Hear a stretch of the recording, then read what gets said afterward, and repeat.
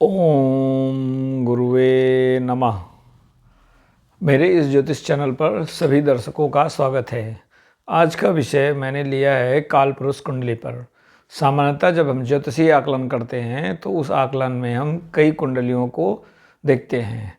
लग्न कुंडली, सूर्य कुंडली, चंद्र कुंडली, उसके बाद जो कारक कुंडली, फिर आरूढ़ कुंडली, ये तो प्राथमिक स्तर पर होती हैं। इसके बाद फिर आवश्यकता अनुसार विवाह के लिए नवमांश कुंडली, अपने धन वैभव के लिए होरा कुंडली, कार्य क्षेत्र के लिए दशमांश कुंडली, तो विभिन्न कुंडलियों का हम आकलन करते हैं। लेकिन कभी कभी जो हम स्वास्थ्य की बात करते हैं तो उसके लिए हमें मुख्यतः जो कुंडली देखी जाती है वो नक्षत्र आधारित कुंडली, जिसे कि हम कालपुरुष कुंडली कहते हैं। नाड़ी ज्योतिष में तो केवल कालपुरुष कुंडली को ही मुख्य माना गया है। लाल किताब भी कालपुरुष कुंडली पर ही सारे चीज़ों की भविष्यवाणी करती है या उसके बारे में उपाय बताती है। लेकिन जहाँ तक पराशर होरा सिद्धांत की बात है तो पराशर होरा सिद्धांत में लग्न कुंडली, चंद्रमा की कुंडली, सूर्य कुंडली, कारक कुंडली, इन सभी कुंडलियों को अलग अलग रूप से देखा जाता है। कालपुरुष कुंडली की बात करें तो कालपुरुष कुंडली आखिरकार है क्या? सामान्यतः जो मूल ज्योतिष है वो राशि या भाव या ग्रहों की बजाय ग्रहों के नक्षत्र पर आधारित कारकत्वों पर निर्भर करती है।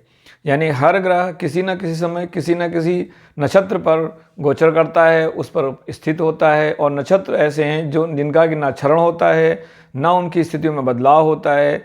सारे ग्रह, नक्षत्र अपनी जगह पे ही हैं। ग्रह जो हैं उनके अनुसार जैसे जैसे गोचर में अपनी जगह बदलते हैं तो उनका नक्षत्रों में स्थान बदलता है।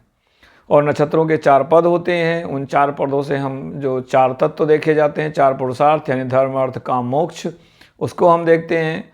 इस प्रकार से मुख्य रूप से अगर देखें तो जो कालपुरुष कुंडली है वो नक्षत्र कुंडली ही कह सकते हैं।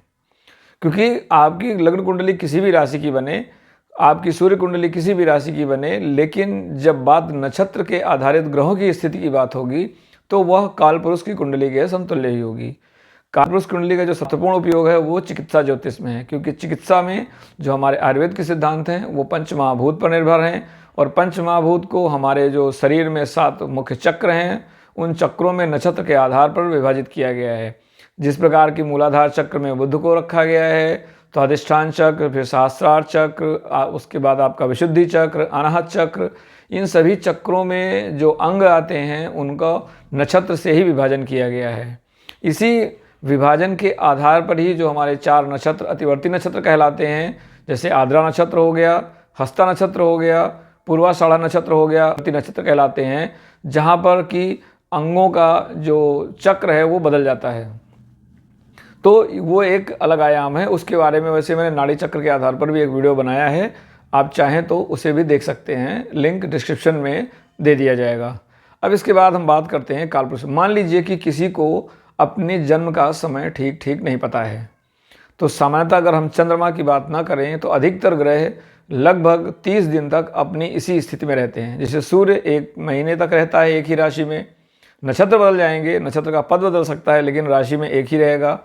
और शनि 2.5 साल, राहु 18 महीने, गुरुदेव बृहस्पति 1 साल तक एक ही राशि में रहते हैं। तो जब हम अपने जो भी कुंडली आपकी बनती है अनुमान से या जैसे भी, उसमें 2, 3, 4 घंटे से ज़्यादा की त्रुटि नहीं है तो आप उसे कालपुरुष की कुंडली बनाकर देखें, आपको काफ़ी अच्छे परिणाम मिलेंगे। तो अब कालपुरुष की कुंडली कैसे बनाते हैं? आपकी जो भी अनुमानित समय के अनुसार लग्न कुंडली बनती है उसमें आप देखिए जहाँ पर मेष राशि या 1 नंबर लिखा है आप उसको लगन बना लीजिए। यानी कि वो लग्न हो गया। अब उसके अनुसार बाकी राशियों को, बाकी ग्रहों को उसी कुंडली के अनुसार व्यवस्थित कर दीजिए। जैसा कि आप उदाहरण में देख रहे हैं कि एक कुंडली है जो कि अनुमानित समय से लग्न कुंडली बनाई गई जो कि वृश्चिक राशि की है, और उसी को मेष राशि के समतुल्य, जिसे कालपुरुष की कुंडली कहा गया है, उसके समतुल्य बनाया गया है। अब यहाँ पर कालपुरुष की कुंडली से आप अपने जीवन की कई चीज़ों को समझ सकते हैं। इसका उपयोग बर्थ टाइम रेक्टिफिकेशन में भी किया जाता है। यहाँ पर उदाहरण के लिए कि कालपुरुष कुंडली से आप कैसे समझें। जैसा कि अब ये कालपुरुष की कुंडली है तो यहाँ पर राशियाँ सभी फिक्स हैं। प्रथम भाव में मेष आएगी तो अष्टम भाव में वृश्चिक आएगी, दसम भाव में मकर आएगा तो पंचम भाव में सिंह आएगा। तो अब यहाँ पर थोड़ी देर के लिए आप केवल भाव याद रखिए, भाव के कारकत्व याद रखिए, राशियों को थोड़ी देर के लिए आप दिमाग से हटा लीजिए, केवल राशि के अधिपति की बात करिए। तो यहाँ हम शुरुआत करते हैं, इस जो कुंडली है उसके समतुल्य जो कालपुरुष की कुंडली है। तो यहाँ पर मेष राशि की कुंडली बनने के बाद यहाँ पर जो लग्न कुंडली बनी थी अनुमानित समय के अनुसार, उसमें कोई भी ग्रह नहीं है मेष राशि में। तो यहाँ पर जो प्रथम भाव है वो रिक्त है। अब प्रथम भाव रिक्त है तो हमें देखना पड़ेगा कि प्रथम भाव, क्योंकि हमारी बुद्धि का भाव होता है 1, 5, 9, तो हम ये देखेंगे कि इस भाव का स्वामी कहाँ गया है। तो इसका स्वामी गया है एकादश भाव में, कुंभ राशि में। कुंभ राशि राहु की राशि है और मंगल की का है। मंगल को वैसे दक्षिण में दिग्बल मिलता है, मकर राशि उनकी उच्च राशि है, तो ये दिग्बल के पास है। इसका मतलब कि लग्नेश अपने उच्च राशि के आसपास ही है, इसका मतलब लग्नेश बली है। अब यहाँ पर ये राशि राहु की है जो कि मंगल के शत्रु हैं। ये शनि की राशि है, शनि से भी मंगल का संबंध अच्छा नहीं माना जाता है, दोनों ही शत्रुवत माने जाते हैं। तो मंगल दिग्बल के अनुसार तो बली है, लेकिन राशिगत वो थोड़ा सा दुश्मनों के बीच से घिरा हुआ है। यानी कि जातक के बुद्धि पर मंगल के कुछ नकारात्मक प्रभाव आएंगे, जिसमें कि राहु के कारण अथवा शनि के कारण उसकी बुद्धि पर नकारात्मक प्रभाव पड़ सकता है। इसके बाद हम देखेंगे कि लग्न पर दृष्टि किसकी किसकी है। अगर हम लग्न पर दृष्टि की बात करें तो यहाँ पर मेष राशि के जो ठीक सामने राशि आ रही है वो तुला है, वहाँ पर कोई ग्रह नहीं है। एक एक करके आपको ग्रहों का भाव बताते हैं। तो यहाँ पर जैसा कि बताया कि जो लग्नेश है वो कुंभ राशि में गया है, शत्रु की राशि है। तो लग्नेश क्योंकि वो बली है, वैसे मंगल ही एक ऐसा ग्रह है जो अपने शत्रु के घर में जाकर बली होता है, तो मंगल को बली ही माना जाएगा। लेकिन जो राहु का उसमें थोड़ा तड़का लग रहा है कुंभ राशि की वजह से, उसको हम यहाँ पर इग्नोर नहीं करेंगे। यानी जातक के व्यक्तित्व में राहु का प्रभाव रहेगा और मंगल राहु अंगारक योग बनाते हैं। ऐसा जातक स्वभाव से उग्र होता है, एकाएक उसके अंदर गुस्सा आ सकता है, अनियंत्रित गुस्सा आ सकता है, ये जिससे उसकी बुद्धि या मति भ्रष्ट हो सकती है। और क्योंकि ये प्रथम भाव 1, 5, 9 का है, तो यहाँ पर मंगल जल्दबाजी को भी दर्शाते हैं, तो जातक के व्यक्तित्व में जल्दबाजी भी होगी। अब अगर बात करें हम इस ग्रह भाव पर दृष्टि की, तो इस पर किसी भी ग्रह की दृष्टि नहीं पड़ रही है। हाँ, जहाँ तक बात करें इसके केंद्र में राहु केतु अक्ष बना हुआ है, तो केंद्र के ग्रहों का प्रभाव लग्न पर रहता है। वैसे भी मंगल राहु की राशि में है। अब हम बात करते हैं दूसरे भाव पर। तो दूसरे भाव की अगर हम बात करें तो जो दूसरा भाव है वहाँ पर राशि आती है, स्वाभाविक है कि वृष राशि आएगी। वृष राशि के स्वामी होते हैं शुक्र, और इस राशि में शनिदेव वक्री होकर मौजूद हैं। जो वक्री ग्रह होते हैं वो बली माने जाते हैं अगर अपने मित्र राशि में है, या कह सकते हैं कि जो भी उनका भावगत अगर उनका प्रभाव अच्छा है तो वो बली माने जाते हैं। बली इस सेंस में कि ये जिद्दी होते हैं, और वक्रत्व है तो इनकी चाल टेढ़ी होती है। अब ये भाव दूसरा भाव कुटुंब का है, ये धन का है, बैंक अकाउंट्स का है। तो शनि का जो वक्रत्व है वो यहाँ ये प्रभाव डाल सकता है कि जातक के कुटुंब में शनि की परेशानी हो सकती है। तो जातक के कुटुंब में लोगों को गठिया रोग की प्रॉब्लम है, क्योंकि घुटने में होता है और शनि घुटने के कारक हैं। इसके अलावा यहाँ पर अगर हम देखिए तो इस राशि का अधिपति जो है वो बुध के साथ गया है और धनु राशि में गया है। अब ये इस भाव के जो कारक होते हैं वो गुरुदेव बृहस्पति होते हैं। किस मामले में? धन के मामले में और संतान क्षमता के मामले में।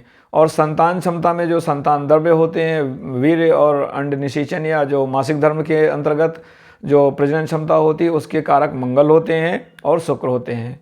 तो यहाँ पर मंगल की दृष्टि जो है इस भाव पर पड़ रही है, क्योंकि वो एकादश भाव पर हैं, तो मंगल इस भाव को समर्थन दे रहे हैं। उसके बाद शुक्र नवम भाव में गए हैं, कारक के राशि में गए हैं, तो शुक्र भी इस भाव को बल दे रहे हैं।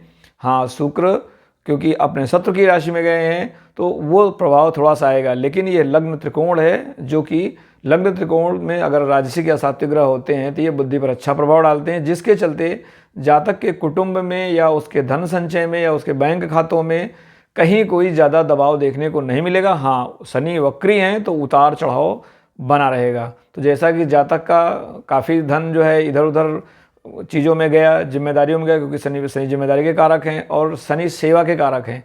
तो जो जातक का धन आगमन का मुख्य स्रोत रहा वो नौकरी के जरिए रहा। अब जातक ने 2 जगह नौकरी की। इसके बाद यहाँ पर मंगल का प्रभाव रहा है, तो जातक ने एक सेना में नौकरी की।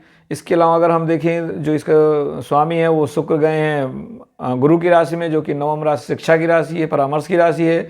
तो जातक का दूसरा व्यवसाय एक शिक्षक के रूप में रहा। इसके बाद वहीं पर बुध मौजूद हैं। बुध वाणी के कारक हैं, कम्युनिकेशन के कारक हैं, लिखा पढ़ी के कारक हैं। तो जातक का कार्यक्षेत्र या जो धन आगमन का स्रोत है वो कहीं ना कहीं बुध के इन क्षेत्रों से जुड़ा हुआ है। तो जातक की परिवार में कन्याओं की संख्या या कन्याओं का बोलबाला अधिक रहेगा। तो ये जातक के कुटुंब में, क्योंकि कुटुंब का मतलब होता है चाचा, दादा, ताऊ, नाना, तो जातक के कुटुंब में, ससुराल में, अपने पिता पक्ष में कन्या संततियों की संख्या अधिक है। इसके अलावा अगर हम आते हैं तीसरे भाव पर, तो तीसरा भाव मिथुन राशि है, उसके स्वामी बुध बनते हैं। बुध इस भाव को नवम भाव से देख रहे हैं। जब भी कोई भावाधिपति अपने भाव को देखता है तो उस भाव को बल देता है।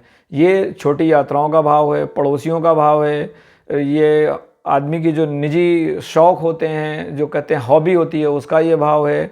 ये अकाउंटेंसी का, कॉन्ट्रैक्ट का, इन सब चीज़ों का भाव है। तो यहाँ पर बुध इन भावों, अपने भाव को देख के इस भाव को बली कर रहे हैं। तो अब हम यहाँ पर, ये छोटे भाई बहनों का भी भाव है। तो जातक के छोटे भाई बहनों को अगर हमें समझना है तो हमें देखना पड़ेगा कि बुध की स्थिति क्या है और इस भाव पर दृष्टि किसकी है। तो अगर हम देखें तो इस भाव पर दृष्टि किसी ग्रह की नहीं आ रही सिवाय शुक्र और बुध के। तो शुक्र जो है, शुक्र और बुध के बीच में ना तो दोस्ती है, ये दोनों सम होते हैं। तो इसकी वजह से इस भाव को बुध का बल मिल रहा है। और क्योंकि वो भाग्य का भाव है तो जातक को कुटुंब में इन चीज़ों का, जो छोटे भाई बहन हैं, यहाँ तक कि जो जातक है उसके खुद, वो स्वयं परिवार में सबसे छोटा है, लेकिन उसके आसपास का जो दायरा है उसमें उसके कई छोटे लोग हैं जो कि छोटे भाई बहन की तरह उसके साथ रहते हैं। उसके पड़ोसियों में भी अगर देखा जाए तो ऐसे लोग हैं जो बुध के क्षेत्र से जुड़े हुए हैं, जैसे संचार हो गया, वाणी हो गया, कम्युनिकेशन हो गया, अकाउंटिंग, ऑडिटिंग हो गया, ये सब बुध के कारकत्व हैं। इसके अलावा अगर उसकी हॉबी की बात कर जाए तो बातचीत करना, कम्युनिकेशन उसका हॉबी है। इसके अलावा जो ये बुध है ये हमारे संचार माध्यमों को करता है। तो जातक का इस क्षेत्र में भी अच्छी खासी रुचि है, उसकी समझ है इस मामलों में। जातक को फाइनेंशियल अकाउंटिंग का भी अच्छा खासा ज्ञान है, क्योंकि बुध यहाँ पर अकाउंटिंग, कॉन्ट्रैक्ट्स मैनेजमेंट को बताते हैं। ये यात्राओं का भाव है, तो जातक को छोटी छोटी यात्राओं का बहुत दबाव रहा है। उसे अक्सर अपने, अब यहाँ पर दृष्टि नवम भाव से पड़ रही है तो पिता का भाव है, तो पिता के चलते वहाँ के कारक सूर्य होते हैं, तो सूर्य यानी जिम्मेदारी के चलते। वहाँ के कारक शुक्र हैं तो अपनी पत्नी के चलते, या वहाँ पर शुक्र कारक हैं विवाह के, तो विवाह के समारोहों के चलते। इनके चलते जातक को बहुत ही फ्रीक्वेंट यात्राएं करनी पड़ती हैं, और वो अभी तक इन यात्राओं से परेशान भी रहा है और लाभदायक भी रहा है। क्योंकि कहीं ना कहीं शुक्र का उस घर में जाना जातक के, क्योंकि ये शुक्र हमारे भौतिक सुख को बताता है, और जो कि अपने शत्रु राशि में गया है तो यात्राएं उसके लिए कष्टदायी हो सकती हैं। उसके पड़ोसियों से उसके संबंध थोड़े से नानुकुरिया कह सकते हैं, अच्छे नहीं हो सकते हैं। या यहाँ पर यह भी बताता है कि उसके पड़ोसी काफ़ी रिच हो सकते हैं, क्योंकि शुक्र धन धान्य को बताते हैं। तो यहाँ पर जातक के पड़ोसियों में काफ़ी, अगर जातक का मकान देखा जाए तो काफ़ी छोटा है, लेकिन उसके आसपास जो रहने वाले लोग हैं उनके मकान काफ़ी बड़े हैं, उनका आर्थिक स्तर भी उनसे काफ़ी अच्छा है। तो इस तरह से आप अपने पड़ोसी को कालपुरुष की कुंडली से समझ सकते हैं। इसके बाद आते हैं चौथे भाव पे। चौथा भाव माँ का भाव होता है, यहाँ पर केतु विराजमान है। तो अब आपकी माँ का, यानी यहाँ इस जातक की माँ को अगर हम समझना चाहें तो माँ का मतलब है केतु, यानी केतु छोटा आकार होता है, तो जातक की माँ की हाइट काफ़ी कम है। इसके अलावा केतु एक प्रकार से उदासीनता को बताते हैं। समाज की जो जिम्मेदारियां होती हैं, जो रीति रिवाज होते हैं, जो मानदंड होते हैं, इनसे थोड़ा इग्नोरेंस बताता है। तो यहाँ पर जातक की माँ के अंदर इन चीज़ों को लेके ज़्यादा कोई लालसा नहीं है, बहुत सादा जीवन रहती हैं। उन्हें क्या हो रहा है दुनिया में इससे ज़्यादा ज़्यादा फ़र्क नहीं पड़ता है। उनको खाना मिले या ना मिले, अगर उनको बिस्तर मिले या ना मिले, जाड़ा हो या गर्मी हो, उनके जीवन में कभी किसी प्रकार का कोई शिकायत नहीं रहती है। क्योंकि केतु को तो उसके तो सिर है नहीं, तो उसे इन चीज़ों का ना भान है ना इन चीज़ों का उससे कोई फ़र्क पड़ता है। तो इस तरह से आप अपनी माता का समझ सकते हैं। ये भाव मकान का भी है। अब मकान हम जातक का कैसे समझेंगे, तो अब इस भाव के जो स्वामी है, क्योंकि मैंने बताया कि अगर समय में त्रुटि है तो चंद्रमा की स्थिति बदल जाती है, तो हम चंद्रमा को यहाँ नहीं लेंगे। यदि आपका समय घंटे 2 घंटे का आगे पीछे का है तो आप चंद्रमा को भी देख सकते हैं, उससे भी आप इस भाव का आकलन कर सकते हैं। लेकिन हम यहाँ थोड़ी देर के लिए चंद्रमा को नहीं लेते हैं। अब यहाँ अगर हम चंद्रमा को नहीं ले रहे हैं तो ये देखेंगे कि इस भाव पर दृष्टि किसकी आ रही है।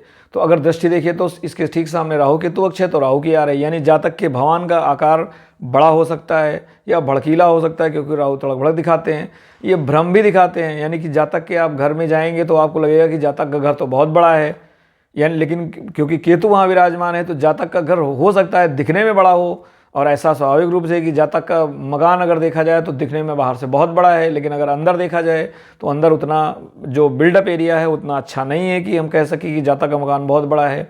लेकिन राहु की वजह से लोगों को समझ पाना मुश्किल होता है कि इसका मकान कैसा है। दूसरा है, यहाँ पर ये दिखा रहा है वाहन का भी भाव है, तो वाहन कैसा होगा, तो केतु है तो स्वाभाविक है वाहन छोटा होगा। केतु आप रूढ़िवादी या कह सकते हैं परंपरावादी को दिखाता है। तो जातक को जो परंपरागत कंपनियां हैं, जो अपने क्षेत्र की यानी भारतीय कंपनियां हैं, उसके वाहन का उसको शौक है और उन्हीं के वाहन को वो प्रयोग कर रहा है। यहाँ पर अगर देखें तो जो चंद्र केतु है, केतु लाल रंग को दर्शाते हैं, ये अग्नि को दर्शाते हैं। तो जातक के परिवार के अंदर उग्र माहौल हो सकता है, क्योंकि ये माँ का है, सुकून का भाव है। तो जातक के मन में उथल पुथल रह सकती है, जो जैसा कि जातक के आचरण में है कि वो अधिकतर क्रोधित या कह सकते हैं उद्वेलित रहता है, उसके अंदर जोश बहुत रहता है, जो कभी कभी उसके लिए केतु क्या है, केतु इग्नोर कर देता है कि सामने वाले की क्या चीज़ है, क्या सोच है, वो अपने ही धुन में रहता है। तो ये चीज़ उसके सुकून को बाधक बनती है। अब यहाँ पर देखिए तो अगर त्रिकोण का प्रभाव लेते हैं तो अष्टम राशि वृश्चिक में सूर्य और गुरु हैं, जो कि इस त्रिकोण के नाते इस भाव को बल दे रहे हैं, क्योंकि ये दोनों ही सात्विक ग्रह हैं। तो जातक कह सकते हैं अपने आचरण से, संस्कार से सात्विक प्रकृति का है। तो अब हम आते हैं पंचम भाव में। पंचम भाव संतान का भाव होता है। संतान का भाव भी है, ये आपके जुनून का भाव है, आपके लव अफेयर्स का भाव है, आपके जो ग्रेजुएशन होता है उसका भाव है। तो यहाँ पर अगर हम गौर करें तो पंचम भाव में कोई ग्रह नहीं है, लेकिन इसको सामने से मंगल देख रहे हैं। मंगल अभियांत्रिकी को दर्शाते हैं, इंजीनियरिंग को दर्शाते हैं। मंगल और शनि अभियांत्रिक के कारक हैं। तो यहाँ पर अगर देखें तो मंगल की दृष्टि बताती है कि जातक का जो शिक्षा होगी वो मंगल से यानी विद्युत से जुड़ी हो सकती है, अभियंत्रण से जुड़ी हो सकती है, या उसके कार्य क्षेत्र में यात्रा परिवहन का यानी जो उसका शिक्षा है उसमें कहीं इसका योगदान हो सकता है। तो जातक ने मार्केटिंग से MBA किया हुआ है, उसके अलावा उसका इंजीनियरिंग जो इलेक्ट्रॉनिक्स इंजीनियरिंग से उसकी डिग्री है।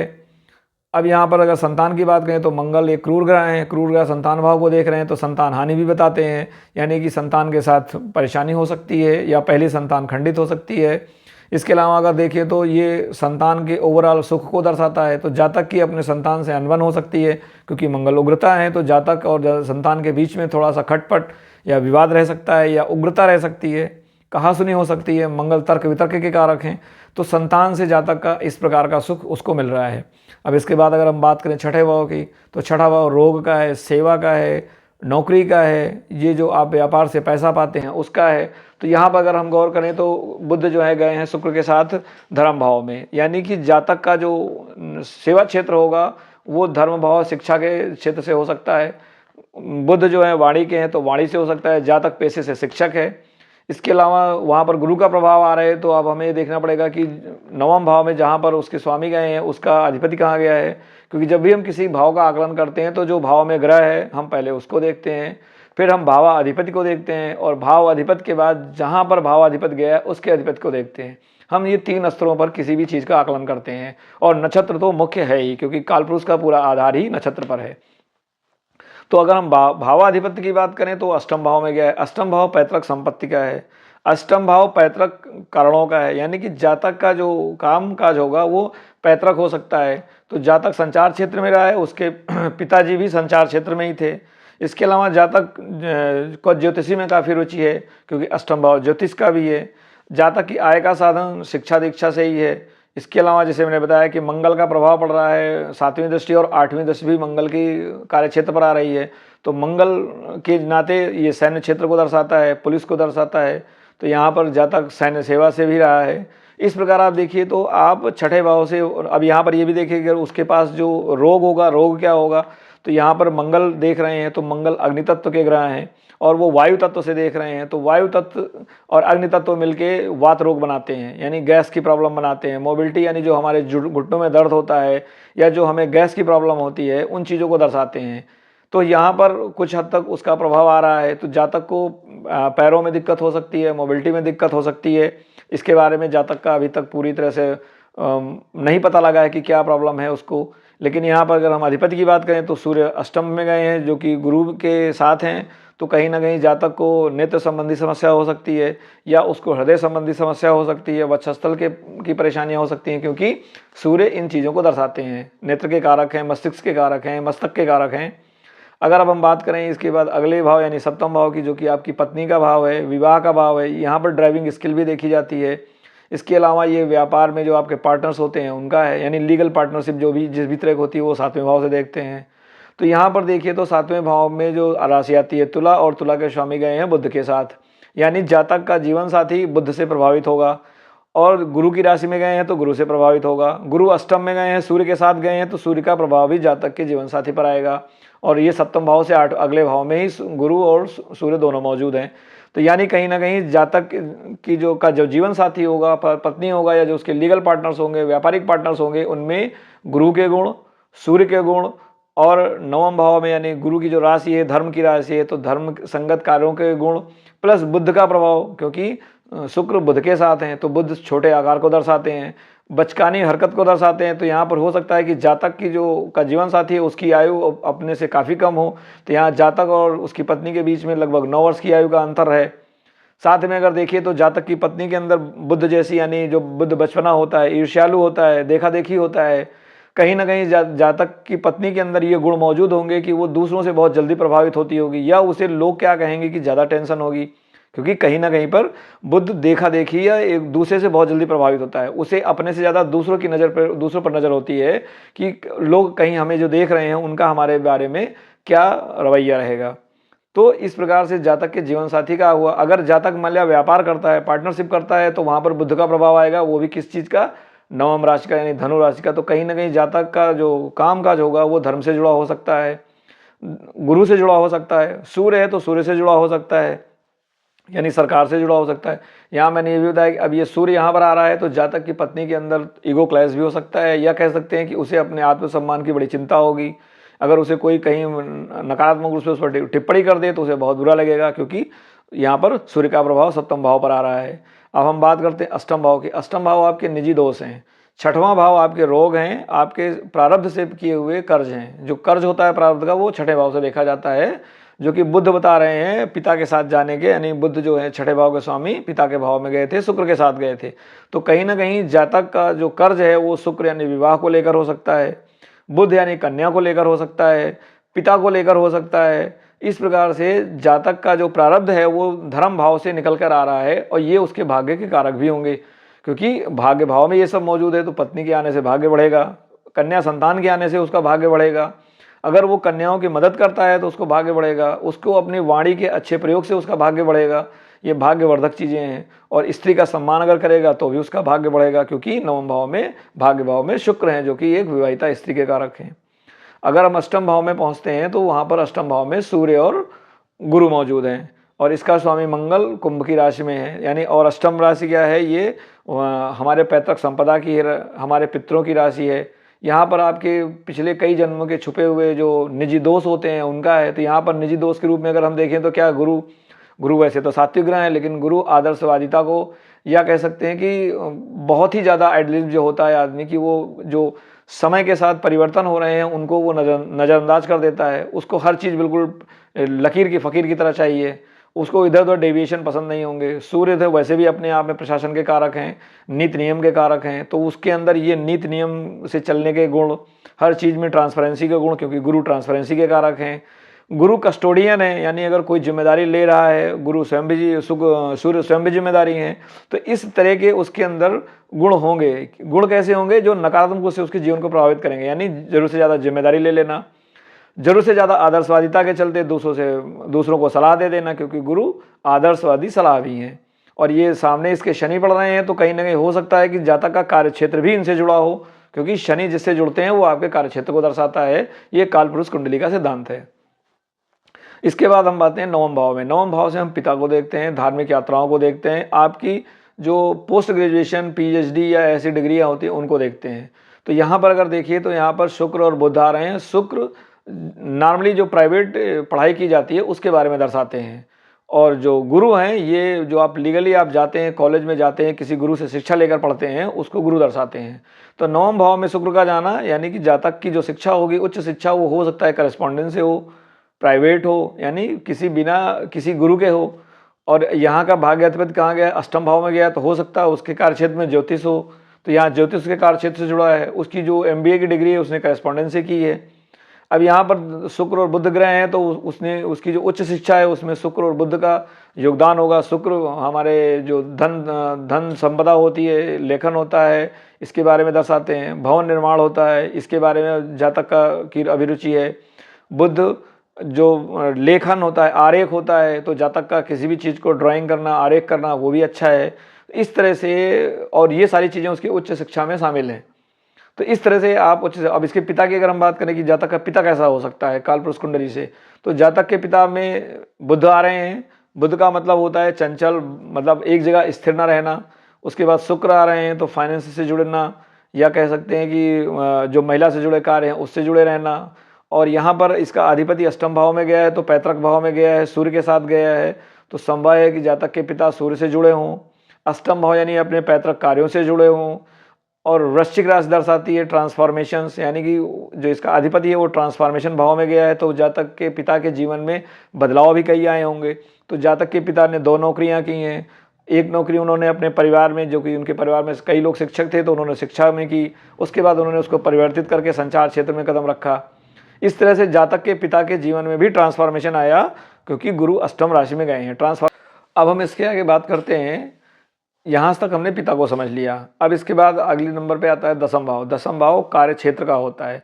कार्य क्षेत्र का मतलब कि जातक के जीवन में किन क्षेत्रों में उसका उठना बैठना रहेगा, यानी किन क्षेत्रों से उसका जुड़ाव सदैव रहेगा। अगर ये भाव आपके दूसरे भाव से जुड़ जाता है तो ये आपके यही कार्य क्षेत्र आपको पैसा भी ला के देगा। तो सवाई यहाँ मकर राशि है और मकर राशि के स्वामी धन भाव में गए हैं, यानी दूसरे भाव में गए हैं, तो कहीं ना कहीं जातक का जो कार्य क्षेत्र है वो कुटुंब से जुड़ा हो सकता है। तो शिक्षा, जैसे कि बताया, उसके पिताजी के जो फैमिली मेम्बर्स है वो भी शिक्षक थे, जातक की बहनें शिक्षक हैं, तो और जातक के परिवार में और भी कई कई लोग शिक्षक हैं, और जातक स्वयं भी शिक्षक है। यानी कि जो दसम भाव का दूसरे भाव में जाना कुटुंब से कार्य क्षेत्र का जुड़ना बताता है।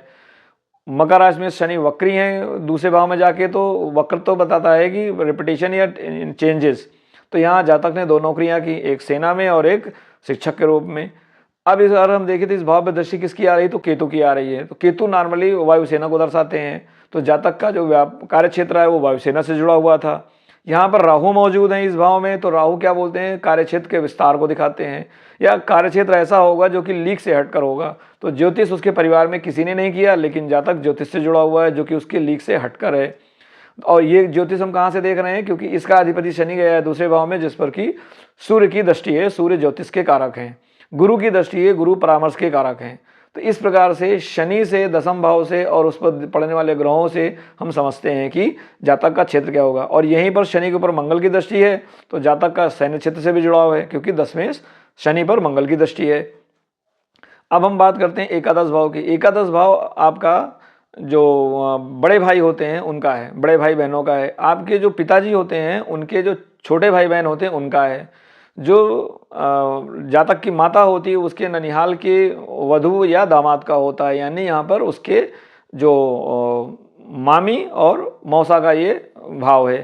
तो यहाँ पर अगर देखिए तो कैसे हम समझेंगे कि जातक के मामी मौसा की हाल क्या होगी, जातक के चाचाओं की क्या हालचाल होगी, जातक के बड़े भाई बहन की क्या हालचाल होगी। तो यहाँ पर देखिए तो वहाँ पर मंगल है। मंगल जहाँ पर भी होते हैं ये दुर्घटना दिखाते हैं, चोट चपेट दिखाते हैं, सर्जरी दिखाते हैं और उग्रता दिखाते हैं। जातक चिकित्सा, मंगल जो है तर्क वितर्क को दिखाते हैं। अगर मंगल केतु का संबंध बन जाए तो ये चिकित्सा में सृजन को बताते हैं। अगर जातक का जो एकादश भाव है अगर वो छठे भाव से जुड़ जाए तो ये कोई ना कोई सेवा क्षेत्र को दर्शाते हैं, और छठे भाव से चिकित्सा भी देखी जाती है। तो यहाँ पर अगर हम देखें तो मंगल मौजूद हैं, तो यानी जातक के जो बड़े भाई बहन हैं उनके साथ चोट चपेट जैसी घटनाएं हो सकती हैं। जो जातक के मामा मामी हैं, जो जातक के मामी और मौसा हैं उनके साथ चोट चपेट सर्जरी की घटनाएं हो सकती हैं। जैसा कि जातक के एक मामा के परिवार में दुर्घटनाएं हुई और मामा के परिवार में कई लोगों के साथ सर्जरी की भी बात आई, उनकी सर्जरियां भी हुई हैं। अब इसके बाद अगर हम देखें तो मंगल छठे भाव पर भी देख रहे हैं और पंचम भाव पर भी देख रहे हैं। तो कहीं ना कहीं छठे भाव का मतलब है कि जातक के जो बड़े भाई बहन हैं वो हो सकता है कि सेवा क्षेत्र से जुड़े हों। तो सभी जातक के बड़े भाई बहनों ने नौकरियां की हैं।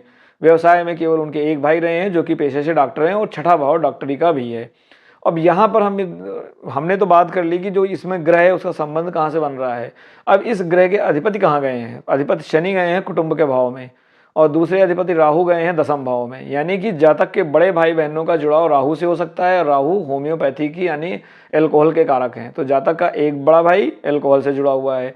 उसके अलावा जो इसका जो दूसरा अधिपति है जो शनि दूसरे भाव में गए हैं कुटुंब भाव में, और कुटुंब भाव के अधिपति हैं शुक्र। तो यानी जातक का एक भाई शुक्र से जुड़ा हुआ है जो कि शिल्पकार को यानी आर्किटेक्ट को दर्शाता है। इसके बाद अगर हम बात करें जातक के चाचा की यानी पिता के छोटे भाई बहन की, तो जो पिताजी के छोटे भाई बहन हैं उसमें अगर हम देखें तो यहाँ पर मंगल का होना ये बताता है कि उनके कार्यक्षेत्र में ट्रांसपोर्टेशन होगा, यानी आना जाना होगा। तो जातक के जो भी छोटे भाई जो चाचा रहे हैं वो लोग है तो पेशे से शिक्षक, लेकिन उनको लगातार साइकिलिंग से दूर दूर से आना जाना पड़ा। इसके अलावा उनके अंदर मंगल वाले गुण हैं क्योंकि मंगल वहाँ पे मौजूद हैं। उनके अंदर राहु वाले भी गुण हैं क्योंकि राहु तो वैसे भी कालपुरुष में इस भाव के मालिक होते हैं और वो 10वें भाव में गए हैं, यानी कि सेवा कामकाज के भाव में, यानी कि जातक के जो चाचा होंगे सभी कहीं ना कहीं किसी न किसी कामकाज से जुड़े होंगे जो उनकी आय का साधन होगा। तो इस ये बात दर्शाता है कि उन सभी के पास एक अस्थायी आय का स्रोत होगा क्योंकि शनि धन भाव में गए हैं। इस प्रकार से आप चाचा, बहन, मामी और मौसा के बारे में आप 11वें भाव से समझेंगे। अब इसके बाद आती है 12वें भाव की। 12वां भाव बंधन का भाव है। यह भाव जेल का भाव है, अस्पताल का भाव है, शयन सुख का भाव है। तो यानी जातक के जीवन में इनका आयाम कैसे हम समझेंगे, तो यहाँ पर इसके अधिपति होते हैं गुरु। गुरु गए हैं अष्टम राशि में जो कि ट्रांसफॉर्मेशन की राशि है, यानी जातक का बंधन चेंजेबल रहेगा, सडन उसमें चेंजेस आएंगे। तो नौकरी भी एक प्रकार का बंधन है, नौकरी में भी आप किसी न किसी के गुलाम होते हैं। तो जातक का जो सबसे बड़ा बंधन तो नौकरी रहा है, और नौकरी कहाँ रहा है क्योंकि इसके अधिपति सूर्य के साथ हैं, यानी जातक का जो कार्य क्षेत्र है वो सूर्य से जुड़ा हुआ है लगातार। ज्योतिष भी सूर्य का क्षेत्र है, उसकी दोनों नौकरियां सरकारी क्षेत्र में थी, तो जातक के लिए ये एक बंधन का कारण बना। दूसरा है अगर हम बात करें अस्पताल से, तो यहाँ पर अगर देखिए तो ये वृश्चिक राशि में गया है। वृश्चिक राशि असाध्य रोगों की राशि है, लंबे बीमारियों की राशि है। अब यहाँ पर हम कभी ये देखना चाहेंगे कि जातक खुद अस्पताल में जाएगा या नहीं जाएगा, तो इसके लिए हमें ये देखना पड़ेगा कि इसके अधिपति की स्थिति कैसी है।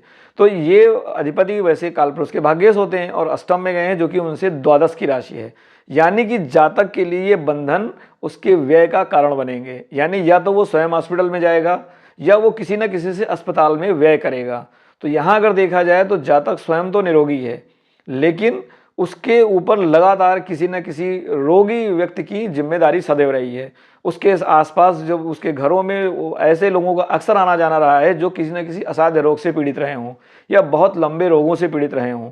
तो इस प्रकार जो जातक का बंधन है वो वृश्चिक राशि के और सूर्य स्वास्थ्य के कारक हैं। और अष्टम भाव में सूर्य को वैसे तो दोष नहीं लगता, लेकिन सूर्य वहाँ पर परेशानी जरूर उठाते हैं। तो यानी कि स्वास्थ्य की परेशानी, नेत्र की परेशानी, इन परेशानियों का बंधन जातक को झेलना पड़ेगा। और सूर्य और गुरु मित्र हैं, और वृश्चिक राशि मंगल की राशि है, केतु की राशि है, इन दोनों के भी ये दोनों मित्र हैं, यानी मंगल के भी सूर्य मित्र हैं, गुरु मित्र हैं, और केतु के भी गुरु मित्र हैं, सूर्य मित्र हैं। तो ये जो मित्रता का संबंध है उसने जातक को रोग से तो बचा लिया, लेकिन शनि की दृष्टि का भावेश यानी गुरु पर आना, शनि का वक्री होना, शनि रोग के कारक हैं। सूर्य शनि का आपस में संबंध एक प्रकार का बंधन योग बताता है, यानी जातक आजीवन किसी न किसी तरह बंधन में पड़ा रहेगा। तो इस प्रकार से आप काल पुरुष कुंडली से समझ सकते हैं कि आपके जीवन के जो आयाम हैं वो कैसे हैं। अगर ये आयाम आपकी ज़िंदगी में मेल खाते हैं तो आप इसको समझ सकते हैं। ध्यान रहे कि जब हम बात यहाँ कर रहे हैं तो हम भाव की बात कर रहे हैं, भाव में जो चीज़ें देखी जाती है उसकी बात कर रहे हैं, राशि की बात नहीं कर रहे हैं, क्योंकि राशि तो कालपुरुष की अस्थाई है। सभी की कुंडलियों में यही राशियाँ आएंगी हर भाव में, बस उनके भावाधिपति की जगह बदल जाएगी, उन पर दृष्टि करने वालों ग्रहों की जगह बदल जाएगी, उन ग्रहों के नक्षत्र बदल जाएंगे क्योंकि वो पता नहीं किस राशि में गए हैं, कहाँ पर गए हैं। तो आप इस प्रकार से यदि अपना जन्म समय नहीं भी जानते हैं तो किसी भी आप एस्ट्रोलॉजी ऐप पर जाकर आप अपना अंदाजन अमूमन एक जन्म कुंडली निकाल सकते हैं और अपने जीवन के कुछ आयामों को ग्रहों के कारकत्वों के जरिए आप समझ सकते हैं। कि ये बात केवल समझने की है, जिस प्रकार डॉक्टरी खुद नहीं की जाती है, डॉक्टरी पढ़ना अलग है। तो अगर आपको लगता है कि आपको कुछ परेशानी दिख रही है और वो आपके एक सामान्य ज्ञान के आधार पर लग रहा है कि आपकी कुंडली में भी दिख रही है, तब आप किसी योग्य व्यक्ति की सलाह ले सकते हैं। लेकिन हाँ, ध्यान रहे कि अगर रोग की बात हो रही है तो आप काल पुरुष की कुंडली से अपने रोगों को काफ़ी हद तक पकड़ पाएंगे। तो यहाँ 6वां, 8वां और 12वां भाव रोगों को दर्शाता है, हमारे बंधनों को दर्शाता है, अस्पताल को दर्शाता है। तो इस प्रकार से कालपुरुष कुंडली को आप आजमा सकते हैं। यहाँ पर अगर आपको ग्रहों के कारकत्वों का ज्ञान नहीं है तो कालिदास रचित एक ग्रंथ है उत्तर कालामृत, ग्रंथ में जाकर ग्रहों के कारकत्वों को समझ सकते हैं, क्योंकि एक ही ग्रह से बहुत सारी चीज़ें देखी जाती हैं। जैसे मैंने यहाँ बताया कि अगर आपको समझना है आपके जीवन का कर्ज कहाँ है, तो आप कालपुरुष की कुंडली बनाइए और मंगल देखिए, मंगल कहाँ गया है। जहाँ पर मंगल गया है और जहाँ पर मंगल की दृष्टि है वो आपके जीवन के कर्ज हैं। तो इस उदाहरण कुंडली में मंगल एकादश भाव में गए हैं, वो जो बड़े भाई बहनों की राशि है, यानी जातक के ऊपर बड़े भाई बहनों का कर्ज है, वो आजीवन इनके लिए कुछ ना कुछ करता रहेगा। और जब आदमी कर्ज देता है तो उसको कोई इंटरेस्ट नहीं मिलता, बल्कि उल्टा इंटरेस्ट देना पड़ता है। यानी इनके ऊपर जो वो व्यय करेगा वो व्यय उसको रिटर्न कभी नहीं आएगा, क्योंकि मंगल नॉन रिफंडेबल ड्यूटी है, जैसे हनुमान जी ने राम के लिए किया था। इसी प्रकार अगर देखिए मंगल की दृष्टि पंचम भाव में है तो पंचम भाव उसकी संतान का है, तो जातक को संतान से भी कभी क्रेडिट नहीं मिलेगा, क्योंकि ये उसका कर्ज है। तो यानी हो सकता है संतान को यह एहसास हो कि मेरे पिता ने मेरे लिए कुछ किया, लेकिन वो कभी इस चीज़ को ओपनली मानने को हो सकता है तैयार ना हो, या कोई ऐसी बात बने कि जातक को आजीवन अपने संतान के कर्ज को वहन करना पड़े। इसके बाद बारी आती है छठे भाव पे मंगल की दृष्टि है। छठा भाव रोग और शत्रुता का है, ये स्वयं में कर्जों का है। जब कभी मंगल का अगर ध्यान, मंगल का संबंध कर्ज भाव से हो जाए, या आपके 12वें भाव से हो जाए, या आपके दूसरे भाव से हो जाए, तो ध्यान रहे कर्ज कभी देना नहीं चाहिए, क्योंकि अगर आपने कर्ज दिया तो आपका पैसा कभी वापस नहीं आएगा, क्योंकि आप तो कर्ज लेके ही पहले से आए हैं। तो ऐसे में यही ज्योतिष सलाह देते कि आप कर्ज मत दीजिए, उल्टा आप कर्ज लीजिए। तो यहाँ पर अगर गौर करें तो जातक ने कुटुंब में जिन जिन को पैसा दिया कभी उसको वापस नहीं मिला, ना उसका कभी किसी ने एहसान माना, क्योंकि मंगल है तो आप तो अपना कर्ज लेकर आए हैं, तो आपको इससे कभी अपेक्षा भी नहीं करनी है। छठा भाव मैंने बताया नौकरी का है, तो नौकरी में जातक बहुत कुछ देगा अब, क्योंकि मंगल शरीर का परिश्रम है, तो ये उसका कर्ज है। वो नौकरी के भाव में अपना कर्ज अदा करेगा, लेकिन नौकरी में भी उसे कोई क्रेडिट खास नहीं मिलेगा। अगर हम बात करें छठा भाव आपका जो ये देखा जाए कि आपका प्रारब्ध है, आपके मौसी और मामी का है, तो यहाँ पर भी जातक का कहीं ना कहीं आना जाना उठना बैठना रहा, लेकिन उसका भी उसे कोई क्रेडिट नहीं है। तो आप अगर गौर करें तो कर्ज ऐसे समझ सकते हैं। अगर आप अपना समझना चाहते हैं कि आपकी आदर्शवादिता कहाँ है, यानी आप अपने विचारों में आप में शुद्ध कहाँ है, यानी किन चीज़ों पर आपका विचार एक शुद्ध, यदि आप समझना चाहते हैं कि आपका वैचारिक स्तर शुद्ध रूप से कहाँ जाएगा, तो गुरु को देखिए। गुरु जहाँ पर होंगे, जहाँ पर दृष्टि करेंगे, उन जगहों पर जातक के संस्कार, जातक के आचरण आदर्शवादी रहेंगे, धार्मिक रहेंगे, और वो वहाँ पर धोखेधड़ी ऐसी बातों से दूर रहेगा। तो यहाँ पर गुरु की दृष्टि अष्टम भाव में गुरु हैं, तो यानी अष्टम भाव से संबंध, यानी अपने पैतृक धन संपदा के मामले में जातक निश्चल रहेगा, संस्कारिक रहेगा, क्योंकि गुरु वहाँ पर हैं और अपने मित्र के साथ हैं, बल्कि उल्टा सूर्य के साथ है, तो उसको जिम्मेदारी भी इन चीज़ों की उठानी पड़ेगी। तो जातक के ऊपर अपने पैतृक संपत्ति का देखभाल करना, अपने जो भी उसके पारिवारिक जिम्मेदारियां हैं वो उसके ऊपर बहुत ज़्यादा हैं। यहाँ पर भी गुरु हैं, तो गुरु कभी भी, गुरु का काम क्या है, वो तो जैसे देना से जानता है गुरु को कभी भी लेने की इच्छा नहीं रहती है। यहाँ पर द्वादश भाव में जा रहे हैं, तो यानी गुरु निवेश में भी, जातक के जो निवेश होंगे वो अच्छे जगहों पर होंगे, उपयुक्त जगहों पर होंगे। जो डार्क वेब पे जो इन्वेस्टमेंट किया जाता है ऐसी जगहों पर, या जो ब्लैक मार्केटिंग में, या बोलते हैं अंडर द टेबल मनी के जरिए जो लोग इन्वेस्टमेंट करते हैं, ऐसे इन्वेस्टमेंट में जातक अगर जाएगा तो भी उसे नुकसान उठाना पड़ेगा, क्योंकि गुरु जहाँ देखते हैं अगर वहाँ आपने कुछ गलत किया तो आप दंड जरूर पाएंगे, क्योंकि गुरु चाहते हैं कि आप उनके हिसाब से चलें। अब अगर आप चाहते हैं कि आप जिम्मेदारियाँ कहाँ उठाएंगे, तो सूर्य को देखिए। आपकी कुंडली में, कालपुरुष की कुंडली में सूर्य जिस भाव में है, जिस राशि में है, और जिस ग्रह को देख रहे हैं वहाँ पर आपको जिम्मेदारी उठानी पड़ेगी। तो शनि कर्म के कारक है, सूर्य शनि को देख रहे हैं, यानी कि कार्य क्षेत्र में जातक को जिम्मेदारी उठानी पड़ेगी। कुटुंब भाव को देख रहे हैं, तो कुटुंब में जातक को जिम्मेदारी उठानी पड़ेगी। तो ये आप जिम्मेदारी के लिए सूर्य को देखिए। आप कहाँ पर स्किल आपकी काम आएगी, यानी आपके अंदर क्या क्वालिटीज़ हैं, तो स्किल को देखना है तो आप बुध को देखिए। तो बुध शुक्र के साथ हैं, तो शुक्र क्या है, शब्द शैली है। शुक्र आपकी डिज़ाइनिंग स्किल है। शुक्र आप किसी चीज़ को जो इमेजिन करते हैं, इमेजिनेशन स्किल है, आर्ट्स है। शुक्र डेकोरेशन है। शुक्र इवेंट मैनेजमेंट है। तो यहाँ पर जातक की स्किल काम आ रही है। और ये कि धर्म भाव है, तो यानी कहीं ना कहीं जो धार्मिक संस्कार हैं, जो धार्मिक प्रोग्राम होते हैं, उन जैसे विवाह भी एक धार्मिक प्रोग्राम है, तो ऐसी जगहों पे जातक का स्किल अच्छा होगा, यानी वो मैनेजमेंट अच्छा कर पाएगा, क्योंकि बुध उस स्किल को दर्शाते हैं जो कि आपके अंदर इनहेरिटेड डेवलप हो जाती है। और कौन सी स्किल डेवलप होगी, ये बुध की स्थिति बताती है। अब आप जानना चाहते हैं कि आपका संघर्ष कहाँ रहेगा, आपका कर्म क्षेत्र का बंधन कहाँ रहेगा, तो शनि को देखिए। शनि दूसरे भाव में है, तो दूसरा भाव आपका बंधन हो गया काम के मामले में। शनि की दृष्टि पड़ रही है चतुर्थ भाव पर, माँ के भाव पर, तो यानी माँ आपका बंधन हो गया। चतुर्भाव वाहन है तो वाहन को लेके जातक को बंधन रहेगा, जिम्मेदारियां रहेगी। घर का है तो घर को लेके, अब आजकल स्वाभाविक है सभी लोग वाहन भी लोन पे लेते हैं, घर भी लोन पर लेते हैं, यहाँ पर ये तो यूजुअल हो गया। लेकिन यहाँ पर शनि वक्री हैं और साथ में वो माता के भाव को देख रहे हैं, तो माता के प्रति भी जातक की जिम्मेदारी बनेगी। और ये भी ध्यान देने वाली, जब वक्री ग्रह होता है तो वक्री ग्रह के जो प्रभाव हैं वो नकारात्मक होते हैं, इस सेंस में कि जातक को वो नकारात्मक इनपुट मिलेगा, यानी रिजल्ट जो है उसको लगेगा कि सब नेगेटिव जा रहा है। तो आप कुंडली से अपने अंदर की गलत फहमी को भी दूर कर सकते हैं कि लोग आपके साथ गलत कर रहे हैं या आप अपनी कुंडली में ही गलत चीज़ लेकर आए हैं। तो आप, ज्योतिष का ये मतलब है कि जातक को ये समझा पाना या व्यक्ति को ये बता पाना कि आपके कर्ज कहाँ हैं, आपके कर्म के बंधन कहाँ हैं, आपकी जिम्मेदारियां कहाँ हैं, आपको कहाँ पे संस्कारिक होकर चलना पड़ेगा। अब जैसे जहाँ पर राहु हैं, जिस भाव में राहु हैं, जिस भाव को राहु देख रहे हैं, जिस भाव के अधिपति के साथ राहु हैं, वहाँ पर आपको मिसगाइडेंस जरूर मिलेगा, यानी आप वहाँ पर गच्चा जरूर खाएंगे। तो जातक को अपने कार्य क्षेत्र में अपने सहकर्मियों से ही धोखा मिला, तो जहाँ पे राहु है ये अलर्ट किया जाता है कि भाई उस जगह पे सतर्क रहिए, आप थोड़ा सा कॉशियस होकर चलिए, नहीं तो आप गच्चा खाएंगे, नुकसान उठाएंगे। अब राहु कौन से भाव को देख रहे हैं? चतुर्थ भाव को। तो यानी घर पे भी, यानी परिवार में भी, कुटुंब के मामले में भी, जैसे जातक ने वाहन खरीदा तो वाहन में काफ़ी कमियां थी, जो कि जातक को काफ़ी जान पहचान के लोगों के द्वारा वाहन लिया गया, लेकिन फिर भी उन कमियों को जातक नहीं समझ पाया, धोखा खाया।